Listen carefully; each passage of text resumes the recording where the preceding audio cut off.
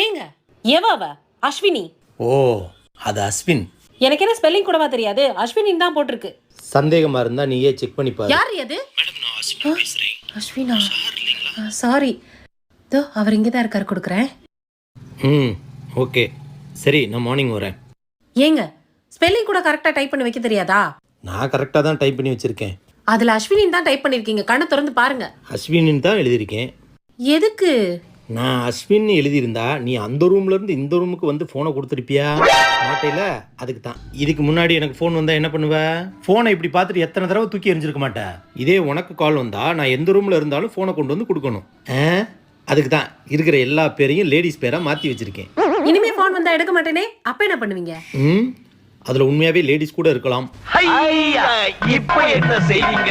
இப்ப என்ன செய்வீங்க? இப்ப என்ன செய்வீங்க? இப்ப என்ன செய்வீங்க? என்னடி பண்ணிட்டு இருக்க? பொது அறிவு படிக்கிறேன் சுத்தி. சரி, நான் ஒன்னு கேக்குறேன். சாப்பாடு செய்யறதுக்கு எது முக்கியமா தேவை? எழுத்து சொல்லு சுத்தி. அடியே, அடுப்புல சொல்லுடி.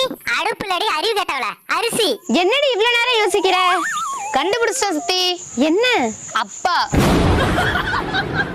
ஆமா சுத்தி, எங்க அப்பா சமைக்கலன்னா எங்க வீட்ல சாப்பாடே இல்ல. குந்தாணி, இவளுக்கெல்லாம் படிப்பு சொல்லி தர வேண்டாம். அடுப்புல என்ன இருக்குன்னு சொல்லி கொடுங்கடா முதல்ல. என்னங்க குழம்பு தாளிக்க ஆயில் இல்லைங்க? இரு போய் வாங்கிட்டு வரேன். ஐயோ, நீங்க போய் எப்போ வாங்கிட்டு வரது? லேட் ஆயிடுமே. என்னங்க தோருக்கு இது போதுமே.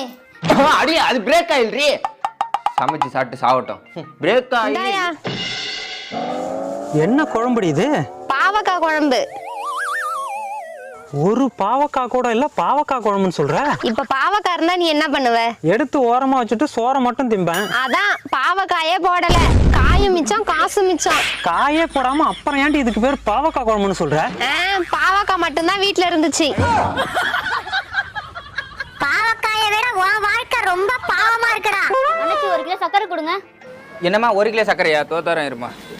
இந்தாம்மா. இந்தாங்க அண்ணாச்சி 1 கிலோ சக்கரைக்கு காசு. சர்க்கரைக்கு காசா? ஏமா 1 கிலோ சர்க்கரை உனக்கு 5 ரூபாயா?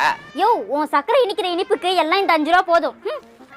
ஏண்டி சர்க்கரை இனிக்கலன்னா அதுக்கு நான் என்னடி பண்ணுவேன்? நான் என்ன 1 கிலோ சர்க்கரை 5 ரூபாய்க்கு வாங்குறேன்? இந்த ஊர்ல வியாபாரம் பண்றதுக்குள்ள நான் பிச்சைக்காரன் ஆயிரும். ஏங்க, என்ன லவ் பண்ணும்போது பார்க்கு, பீச்சு, தேட்டர்னு எங்கெங்கேயோ என்ன கூட்டிட்டு போனீங்க.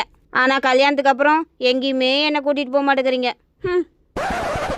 ஏய், உனக்கு கொஞ்சமாவது அறிவு இருக்கா?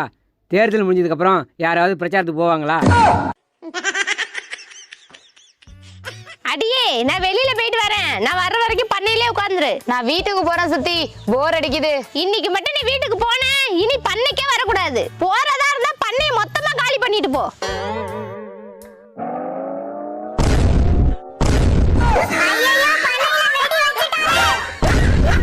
சுத்தி, நீ சொன்ன மாதிரியே பண்ணைய மொத்தமா காலி பண்ணிவிட்டேன். நான் வீட்டுக்கு போறேன். இந்தாப்புல, எங்க அப்பாவுக்கு 40 வயசுல வந்தது, எனக்கு 30 வயசுலயே வந்துருச்சு. என்னதுங்க, கவர்மெண்ட் வேலையா? இல்லப்புல, பிபி சுகரு. என்னையாச்சு? தலை வலிக்குதுடி. யோ, தலைவலிக்கு என்கிட்ட ஒரு ஐடியா இருக்கு, சொல்லவா? சொல்லுடி. உனக்கு எப்பெல்லாம் தலைவலி வருது? நீ பேசுறப்பெல்லாம் வருதுடி.